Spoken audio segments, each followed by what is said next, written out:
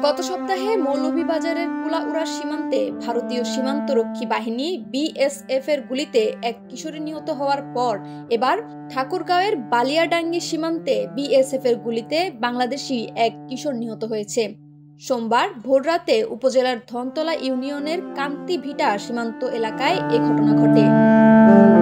নিহত কিশোরের নাম শ্রী জয়ন্ত কুমার সিংহ। জয়ন্ত উপজেলা ফকিরভিটা গ্রামের শ্রী মহাদেব কুমার সিংহের ছেলে। এ ঘটনায় জয়ন্তের বাবা মহাদেব সহ একই ইউনিয়নের নিটালডোবা গ্রামের দরবার আলীর ছেলে বাংটু মোহাম্মদ আহত হয়েছেন।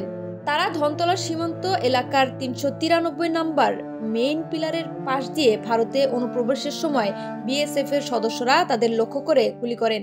এতে জয়ন্ত ঘটনাস্থলেই মারা যায়। বিএসএফ এর সদস্যরা তার লাশ নিয়ে যান। জয়ন্তের বাবা মহাদেব কুমার সিংহ ও বাংটু মোহাম্মদ আহত অবস্থায় বাংলাদেশ সীমান্তে চলে আসেন। পরে তাদের হাসপাতাল নিয়ে যাওয়া হয়।